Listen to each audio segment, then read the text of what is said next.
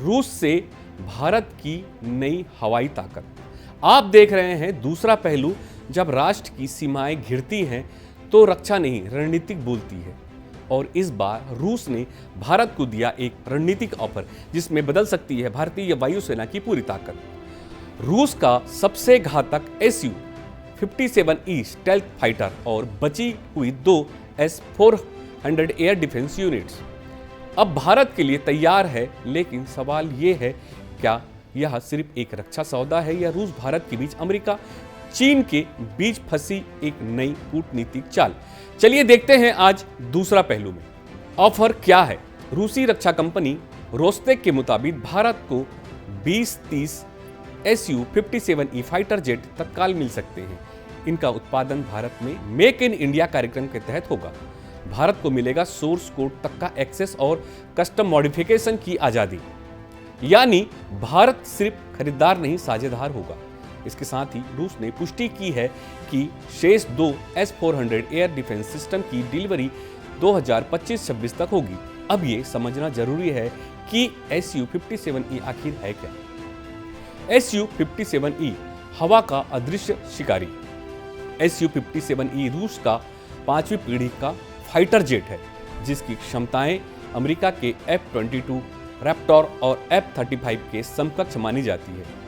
मुख्य विशेषता है max speed Mach 2.0, combat range 1500 से 2000 किलोमीटर, हथियार R-37M missile 400 kilometre range, stand off cruise missile, guided bomb 30 mm तोप, स्टेल्थ क्षमताएं, रडार अवशोषित कोटिंग, कम radar signature, design international weapon way, IR signature control.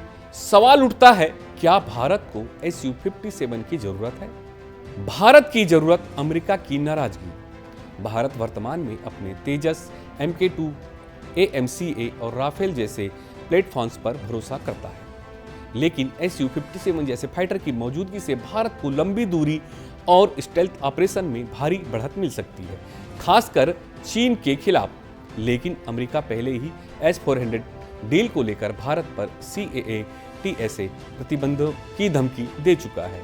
अब अगर भारत Su-57 भी लेता है तो क्या भारत अमेरिका रक्षा साझेदारी में दरार आएगी?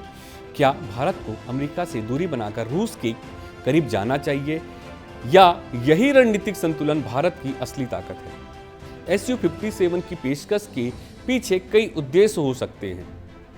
रूसी रक्षा उद्योगों को ऑक्सीजन देना, भारत को अमेरिका से दूर करना, मेक इन इंडिया से जुड़कर भारत की आत्मनिर्भरता में हिस्सेदारी लेना।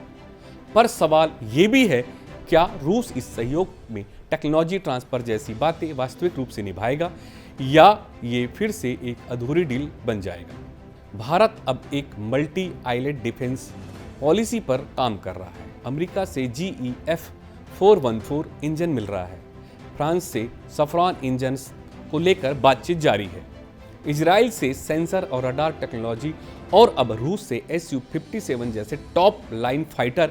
यानी भारत अब किसी एक खेमे में नहीं बल्कि एक बैलेंस ऑफ पावर आर्किटेक्ट बन चुका है। पर Su-57 के साथ भारत को यह भी तय करना होगा, क्या रूस इस ऑफर में पारदर्शिता रखेगा?